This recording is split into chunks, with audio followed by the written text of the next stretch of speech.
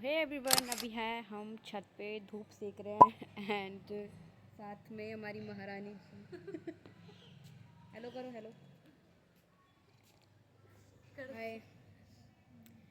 तो अभी मेरा खाली पीरियड है तो अभी मैं छत पे हूँ एंड आई डोंट नो आपको वॉइस आ रही होगी या नहीं, क्योंकि बैकग्राउंड से बहुत ज़्यादा नॉइज़ आती है यहाँ पे छत पे।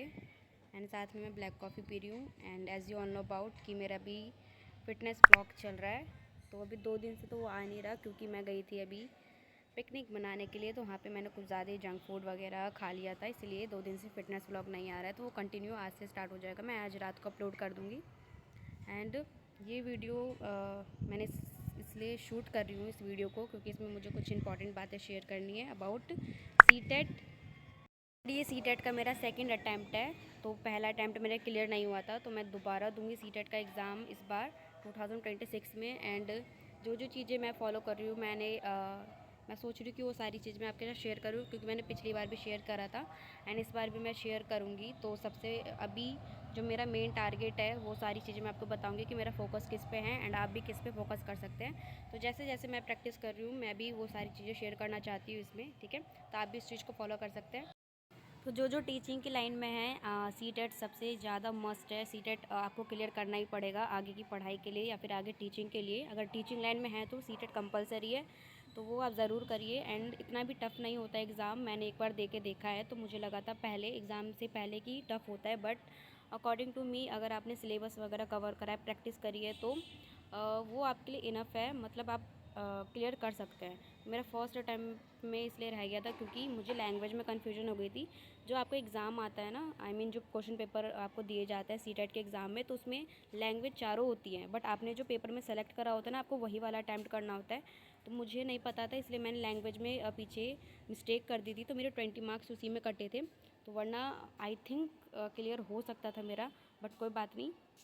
सेकेंड अटैम्प्ट मैं इस बार दूंगी, तो उसमें मैं क्या क्या चीज़ें फॉलो कर रही हूँ वो आपको बता रही हूँ इस वीडियो में, तो वो आप भी फॉलो कर सकते हैं अगर आपको ठीक लगे तो। एंड पहला तो मैंने आपको बुक ऑलरेडी शेयर कर रखा है इस चैनल पे, आप जाके देख सकते हैं मेरी प्रीवियस वीडियोज़ सीटेट से रिलेटेड, उसमें मैंने बुक्स वगैरह शेयर कर रखी है PYQ की।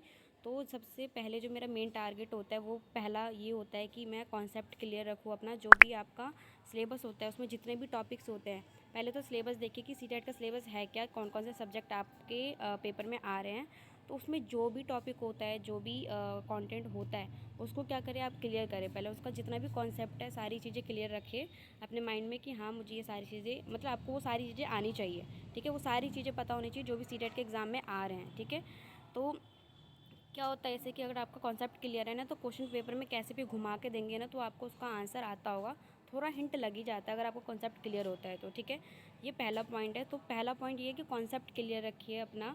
एंड सेकंड ये होता है कि प्रैक्टिस करिए। जैसे आपने सारा सिलेबस कवर कर लिया, अभी 1 मंथ रह रहे सीटेट के एग्ज़ाम के लिए, तो कवर करने में ज़्यादा टाइम लगेगा, तो कोशिश करिए कॉन्सेप्ट है मेन टॉपिक जो भी होता है आप PYQ देखिए, उससे आपको अंदाज़ा लग जाएगा कि कौन कौन से टॉपिक्स मेन हैं और क्या क्या चीज़ें आ सकती है। तो वो टॉपिक क्लियर करिए सबसे पहले, ठीक है, ताकि 1 मंथ में आपका मोस्ट ऑफ द सिलेबस जो है वो कवर हो जाए, ठीक है। तो ये करिए, पहला कॉन्सेप्ट क्लियर करिए। सेकंड ये है कि प्रैक्टिस करिए। अगर आपने सारा सिलेबस कंप्लीट कर लिया है, देन उसकी प्रैक्टिस करिए बार बार। एंड जो मैथ्स है वो तो उसमें प्रैक्टिस की ज़्यादा ज़रूरत होती है, तो मैथ्स में भी प्रैक्टिस करिए। एंड अदर CDP में ये है कि आपको बस कॉन्सेप्ट आना चाहिए, और पेपर में अगर क्वेश्चन घुमा के भी देता है ना, तो वो आपको आ जाएगा ईजिली। तो CDP की इतनी कोई दिक्कत नहीं होती है, बस उसमें मेन ये है कि कॉन्सेप्ट क्लियर रखिए अपना, ठीक है। सेकंड, प्रैक्टिस करिए, जितनी प्रैक्टिस हो सके 1 मंथ में आप करिए। एंड जो पहले से तैयारी कर रहे हैं उसके लिए तो बेस्ट है। एंड जो अभी जिन्होंने अभी स्टार्ट करा है उसके लिए मैं बता रही हूँ कि कॉन्सेप्ट क्लियर कर लीजिए सबसे पहले। सेकंड, प्रैक्टिस करिए। एंड थर्ड है PYQ, जो 3-4 साल पुराने क्वेश्चन पेपर होते हैं, ठीक है, उसको उठाइए ज़्यादातर। उसमें देखिए प्रीवियस ईयर के क्वेश्चन पेपर देखिए कि क्या क्या क्वेश्चन आए थे, ठीक है। उससे पहले जो पेपर एग्जाम हुए थे उसके क्वेश्चन पेपर देखिए। इस बार क्या फॉर्मेट वगैरह जो भी है सारी चीज़ें सेम है, इस बार कुछ भी चेंज नहीं हुआ है। नेक्स्ट टाइम से चेंज हो सकता है, कोई भरोसा नहीं है, इसलिए इस बार कुछ भी चेंज नहीं हुआ है। तो आप इजीली अपना जो सीटेट का एग्ज़ाम है वो क्लियर कर सकते हैं अगर आपने इन तीनों चीज़ों पे फोकस करा तो। ज़्यादातर कोशिश करिए कि आप सीटेट को टाइम दें, सीटेट के सिलेबस पे, एंड ज़्यादा फोकस करिए उस चीज़ पे। कॉन्सेप्ट क्लियर रखिए, प्रैक्टिस करिए।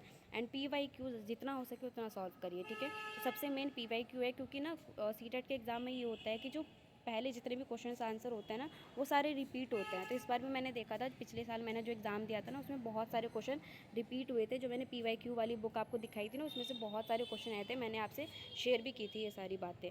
तो ये है कि PYQ आप जितना सॉल्व करेंगे ना आपके लिए उतना बेस्ट होगा। CTET के पेपर में क्वेश्चन ना घुमा के देता है ज़्यादा, और ना ही न्यू क्वेश्चन आते हैं उसमें। पुराने क्वेश्चन आप देख सकते हैं कि PYQ उठा के उसमें पुराने क्वेश्चन ज़्यादा आते हैं, ठीक है। तो सबसे इंपॉर्टेंट ये है कि आप PYQ सॉल्व करिए, तो इससे हो सकता है ईज़िली आपसे पेपर क्लियर हो जाए, ठीक है।